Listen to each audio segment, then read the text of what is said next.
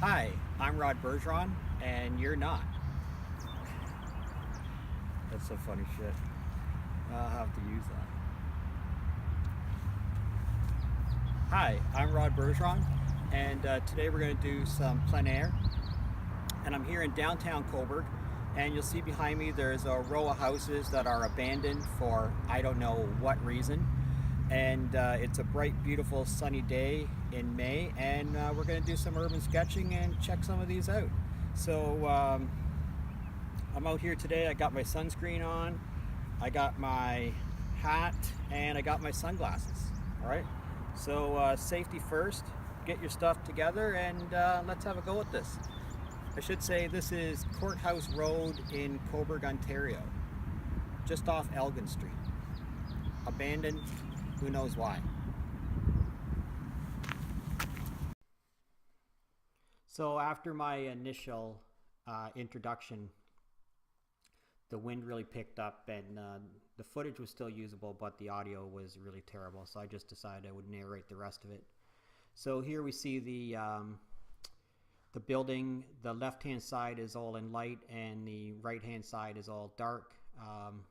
This is the chimney. I'm going to put on the 1/3 line, much the way that it is in the video here. So if you make this on the 1/3 line, and that'll create a pretty interesting piece of composition, and then all of the rest of the building sort of falling back away from where the viewer is. I might put these trees in, but we'll decide upon that later. All right, so we have to figure out a way to make this look like an abandoned building. All right, so here's some of the stuff that I have along with me. I always have my backpack, and obviously you see my coffee in the background. I never go anywhere without my coffee. And in my backpack here, I have all my art supplies. So, my paper that's already gridded out at 8x10. And then, of course, I have my drawing board, and my paper is on it with a piece that's gridded out at 8x10. I have my little 3-legged stool here with me. And of course, I have my small little sketchbook and a black Sharpie. All right, so let's get at doing a thumbnail sketch. All right, so have a big gulp of coffee here, and we'll get at it. If you don't know the essentials of having a coffee, you're probably not an artist. All right, so yeah, let's do a quick thumbnail of this. So we're going to draw this out into thirds. And this doesn't have to be measured out or anything. We just sort of want to get a rough idea of where thirds are on the page. All right. And, I talked about, when I showed you that video a second ago, I talked about having the chimney on 1/3. All right. So the 1/3 line on the left is where my chimney is going to go. And I'm going to make that a little bit bigger than this. And it's a little bit thinner actually than it is. So I'll make it a little bit longer and a little bit thinner. And then there's this part of this little jut out roof here. So we'll put that in. And remember, in a thumbnail sketch, we're just really trying to capture, the essence of how it is this is going to get laid out on the page. All right, so we have our chimney, and we have to figure out, how high it is that we want that. So you can continue editing it right on your little sketchbook. Make it longer, make it wider, make it thinner. And then we have to figure out, where the angles are coming off this building. So how is it that these angles are going to come off here? And of course, the one on the left is going to be the reverse of the one on the right, and vice versa. And there's, figuring out a house is really just a cube. It's just figuring out how this cube should appear on the page, and that's what I'm doing here. There's a little piece of concrete across here. I have no idea why that was on there. But then we need to, because of perspective, we need to make the lines fall back and to the right so that we get the proper perspective on this building.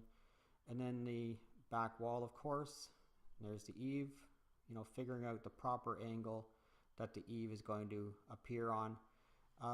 And again, this is a thumbnail sketch, so you can just draw one thing right over top of the other and don't worry about it. There's the back windows, another window, and then there's 3 windows on the side. One that's vertical and 2 that are horizontal. And we can see in the background here there's a couple of holes in the roof. I later learned from a local resident that those holes in the roof of this building are because the fire department actually comes and does some practice here quite regularly. And that's why they practice cutting holes in the roof. That's a pretty good idea. And then we have these trees in the background here. I might put those in. They may just complicate the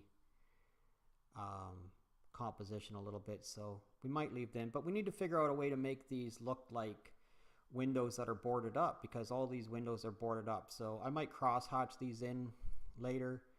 Might just paint them brown. We're going to do something to denote that this is an abandoned house.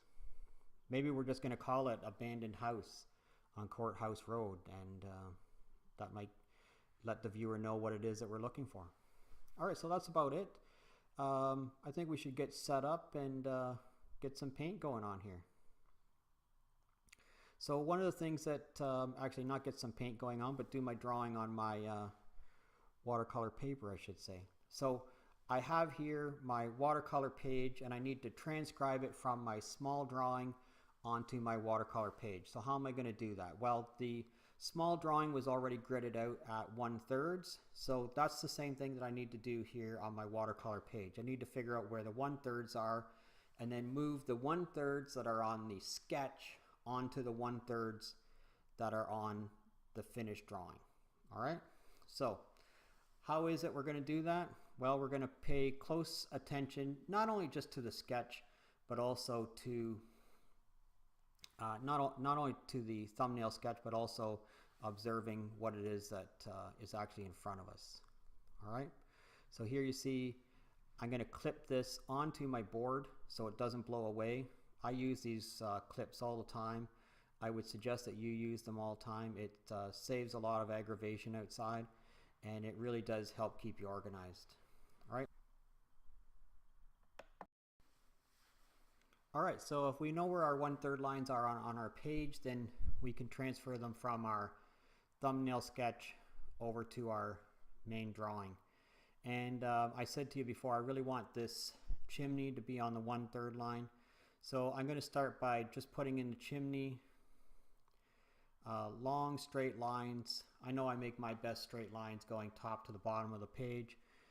You can certainly figure out for yourself how it is you make your best straight lines.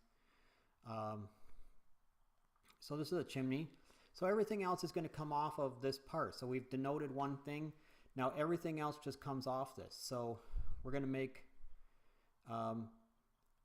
the roof of the little jut out part. And so I'm going to put a line in here. And I know how far it has to come across from one side to the other. Alright, and we just make them coming out of the same place, and then we're going to put the angle in here coming off of where we've denoted where the chimney is. So I'm going to put the angle in here. I'm going to look to where I want to draw, look from where I am, and draw the line out. And you'll see I'm doubling up all these lines, and by doubling up lines you sort of start to build up some mass. Alright, I'm going to go out here, and I'm going to double up that line. I'm going to make it so it starts to make it a little bit thicker. And then across the front here. So look where you are, look where you want to go, and then draw the line. And so you'll notice here I've made a bit of a mistake. I haven't come out quite far enough. So I'm just going to add a little piece onto this and make it look like it's supposed to be there. So to make it look like it's supposed to be there, I'm going to put the same line on the other side. And there you go. 100 years from now, nobody will know the difference. Nobody will care. Alright, so there, it's pretty even now. I'm okay with that. So the house has a bit of an upright here and a bit of an upright here. And I know that I have to go from this corner of the chimney down to where this line is here. Alright. So I'm going to look where I am, look where I want to go, and then draw the line. Alright, same here. Look where I am, look to where I want to go, draw the line. You should always think that. So there's no randomness to putting lines on the page. We think about where we are and we think about where we want to go to. All right, I'm going to put in these two windows here. Again, these windows are boarded up, so we want to try to denote that somehow. So I'm not putting in any cross members in any of the windows. These are just windows. They're completely boarded up. All right, so now we have to put down the front part of this little jut out on the house. And there we go. And there is a window in this back part. We'll do that in a second. And there's no line that comes across here. This is all one straight wall all the way across. There's no line that comes out here. All right, we're going to fix up, there's a little cap on the chimney here. And there's a little part of the vent of the chimney that comes out, so we'll put that in coming up a little bit from the top. All right, so on my drawing now, I need to go across the peak of the roofs, So I know it's beyond 1/3, and I know it's coming down on an angle, and I have to figure out where I want to put that. So it's beyond 1/3, so it's further back than 1/3, and I can tell that from my thumbnail sketch. So I need to figure out where it is I want to put this. All right, so I know I want to start here, and I want to draw a line over to about where my finger is. All right, but I don't draw really good lines going across like that. My straight lines are best going top to bottom. So I'm just going to turn the page. Just turn the page, look where you are, look where you want to go, and going back and forth. All right, that's a pretty good straight line for freehanding it. All right, so now I know this angle has to be the same on the front as it is on the back. All right, so here's the trick to this. If I know the front angle and the back angle are the same, I just simply use a straight edge. It can be any straight edge that you have. This angle is the same here as it is on the back. All right, so what it is that I'm going to do is I'm going to use a straight edge. All right,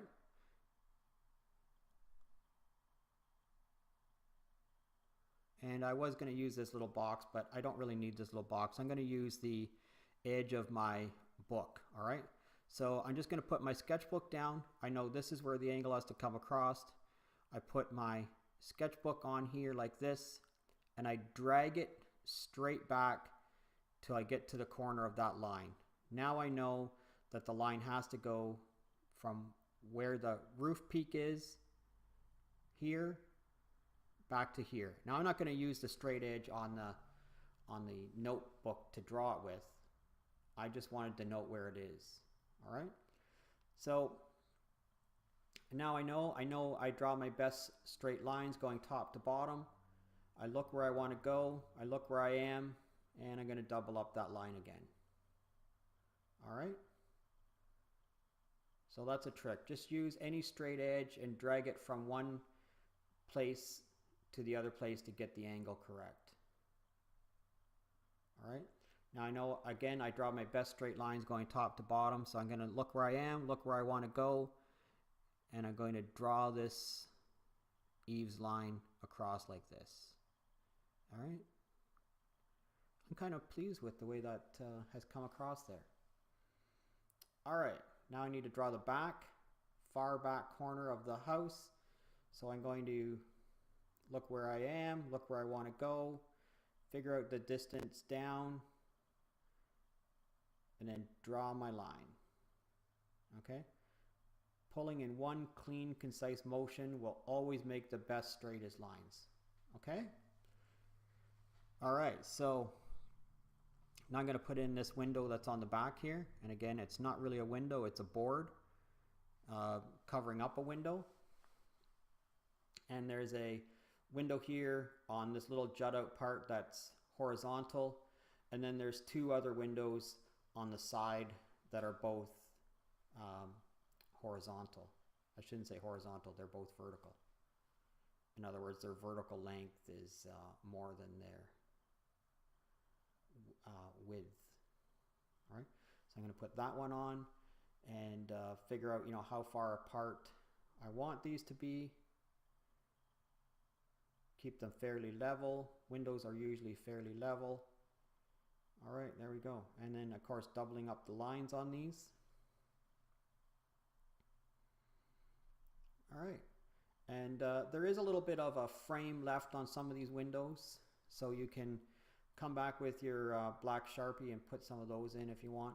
Here's a little bit of the peak that juts out here. I'm going to make this line a little bit darker. All right, and most of that's pretty good. All right, so I'm going to do a little bit more of the frame around the windows here, make this frame a little bit thicker.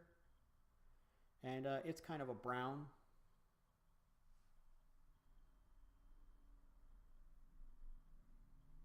So don't be afraid to you know, come back and go over a line 2 or 3 times, or sometimes even more than 2 or 3 times. If you want the line darker, you have to maybe go over it as many times as you need to. There's a bit of an eaves trough coming down here. We'll put that in. Bit of an eaves trough here also that hangs down. So you can start to put in some of the details if you want. I'm going to make this sort of look like an abandoned house, so there's not going to be a lot of detail in it. There's a electricity meter on the side here, and there's some wires that come off that electricity meter. All right, and those come down from the peak there. And there's also some cables that run out here and a couple of other electrical boxes here. All right, so you can denote some of those if you want. I'm not going to add a whole lot of detail to this particular piece. It's not really what I'm going for. I'm kind of going for a abandoned house, you know, so no people, nothing around, sort of lonely, maybe despair is what I'm trying to depict here. There's a couple of holes in the roof, and like I said before, the firefighters come and practice here, so they've made some holes in the roof. So it's a little bit sketchy in some of these places. You don't have to put all those in. You don't have to put any of them in, really, just if you want to. There's also a couple of places along here where there's some wires and some cables that are going from the one end around to the back. I don't know, I guess those might have been telephone cables at some point. There's a little bit of a hole in the roof. I don't know if I'm going to fully denote that in this drawing, but I'm going to put this in now just to see what it, you know, what it might become. A couple of other places where there's some holes and some other things on this roof, some light fixtures and other things. Then there's a piece of concrete that comes down the one side of this and curves downwards at the end. I'm not too sure exactly what that might have been for. May have been a previous driveway or something like that, but I'm going to put this concrete in here on both sides. Yeah, so this is about what it is that I'm going for on this. I think I'm going to get set up now, and we're going to get ready to do some painting here.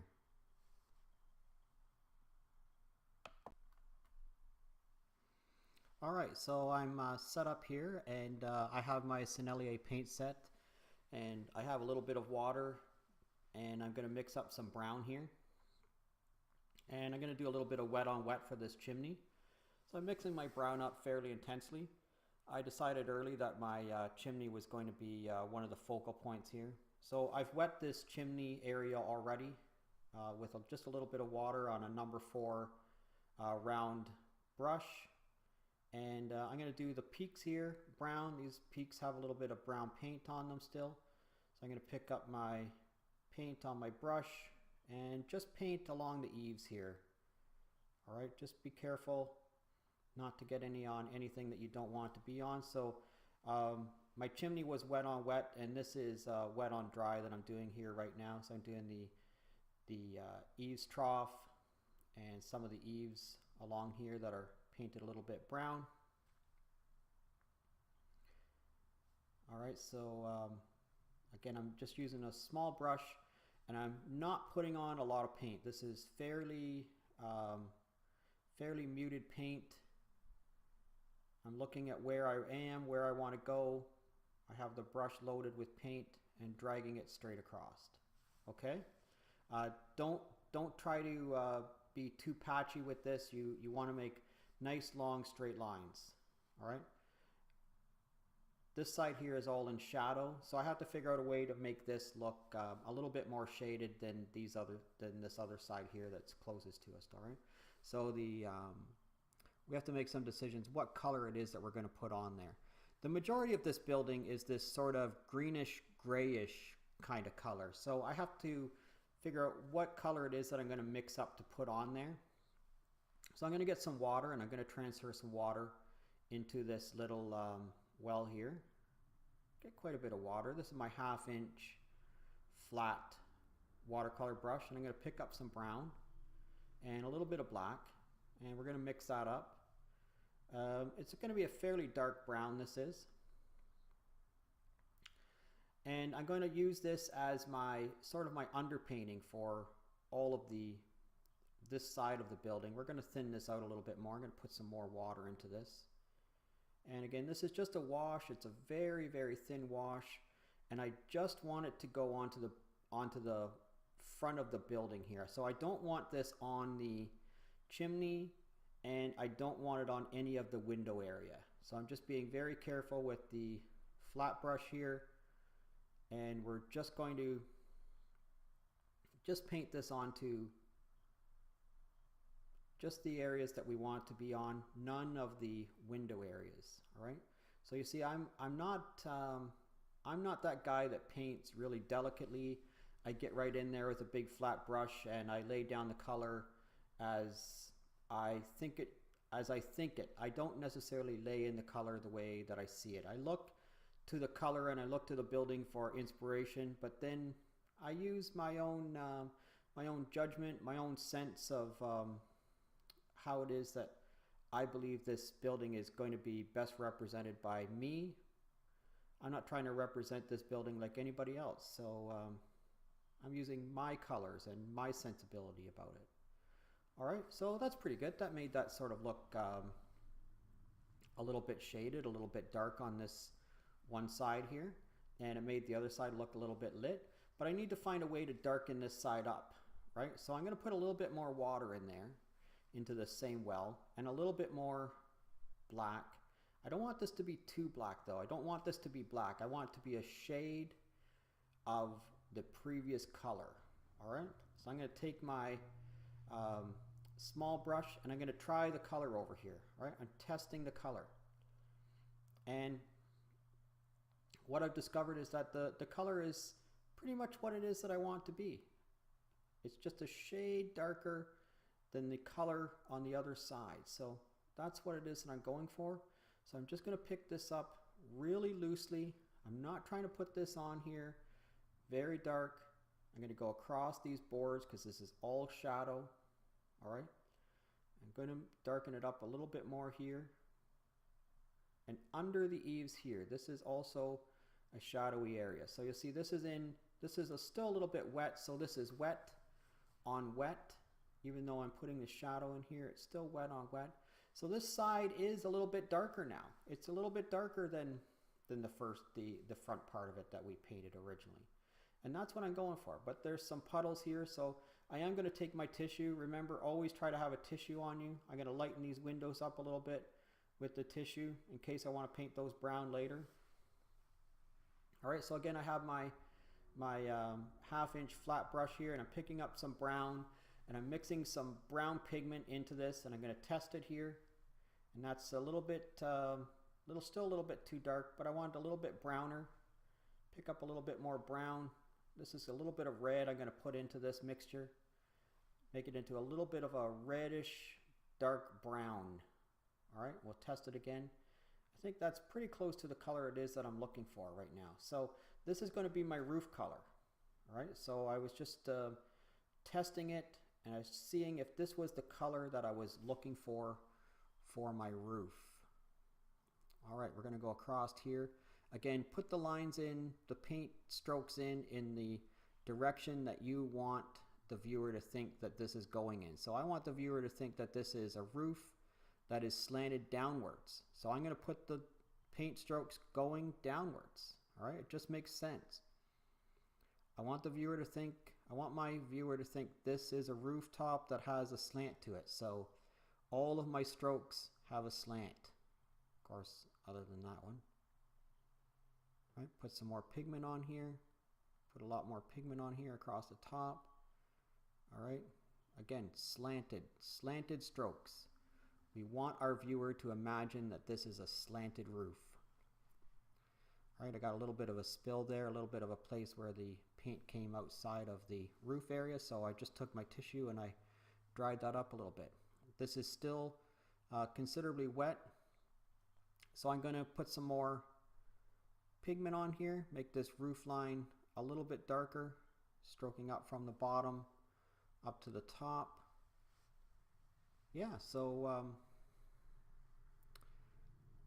that's about what it is that I'm going for right now. I'll wet this brush a little bit. I'm going to put some more water on here. Just let this run a little bit, get this a little bit wetter, tip it up, let that sort of run down on an angle. And we'll put a little bit more pigment in here. I want this roof to be a little bit darker than it currently is. Not a whole lot darker though. Strokes coming down on an angle again. All right. Okay, so I think I'm going to let this dry and I'm going to come back and do the grass and the sky. That was a few minutes to dry that all up. It's a bright sunny day, so it didn't take too long. I'm wetting all this. I'm going to do some wet on wet. I'm going to put this grass in here. So again, I have my 1/2 inch wide brush. I'm going to pick up some green, put it into this little bit of water here in this part of this well here, and we're going to do some wet on wet. So it's fairly wet mixture on a fairly wet page. So I'm just touching the brush onto the page, just dipping it into the water on the page, tapping it on there if you will, and getting the pigment off the brush and into the water. All right, I'm just going to move my paint set over here. A little bit of a spill there, but I'm going to tip the page now. I'm going to let the water, let the paint, this move to where it is that I want to move. It dried up there a little bit on me already, so I'm just going to take my brush and move it around a little bit. All right, just put it on a slant and let it run to wherever it is that it's going to run to, keeping it fairly loose. I'm not painting in every stroke here, and you'll see that I very, very seldom do paint in every stroke. So I'm just, right now, I'm just allowing the paint to be carried by the water. So there's some water on the page. I'm just letting the water carry the pigment around to wherever it wants to go. All right, so I'm going to clip my Sennelier paint set back on here, and I'm going to wet this.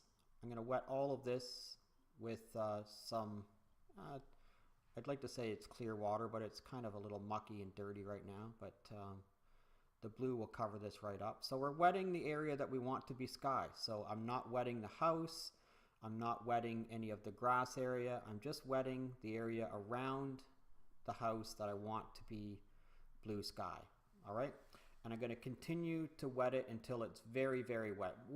Much, much wetter than you may have it if you're working inside. Remember, when you're outside, you have the wind to contend with. You have all of the sunlight, the heat. There are many, many things that are trying to dry your page up. So make it way wetter than you normally would. All right. Okay, so I'm going to use this well here. I'm going to transfer some water into this little well here, like that. And I'm going to pick up some of my Sennelier blue. I love this blue for a blue sky. And again, I'm just going to tap the brush onto the page. I'm just tapping the brush onto the page, picking up this pigment. I'm going to use most of this probably. And I'm going to tap this all into the wetness all the way across here, just like that. All right. And I'm going to take my paint set off here again, and I'm going to set it on the ground because I want to tip this and get this all to run just like that. All right, so it's not running into the green because the green is already very, very dry, or not very dry, but it's obviously drying enough that the blue isn't running into it. I'm going to take this small number 4 round brush and just touch the areas that are not quite wet enough to get the blue paint into. All right, so I'm just touching all that all the way around the peak and down the side here. And I'm going to let this paint run into those wet areas. Again, my style is not, I'm not trying to move the paint around with the brush very much. I'm allowing the water to carry the paint, allowing the water to move the pigment around. And here there's a little bit too dark blue here, so I'm picking up this blue paint from here where I don't need it, and I'm moving it over here to the other side of the painting where I do need it. And your brush, you know, if your brush is a fairly good brush, you will be able to move pigment from one side to the other fairly easily. Once the brush is dry, it will be very, very absorbent and allow you to pick up more of the pigment. All right. All right, so that's it for this. If you learned anything, please give me a like. And if you're not currently a subscriber, please consider subscribing to my channel. Thanks a lot. See you next time.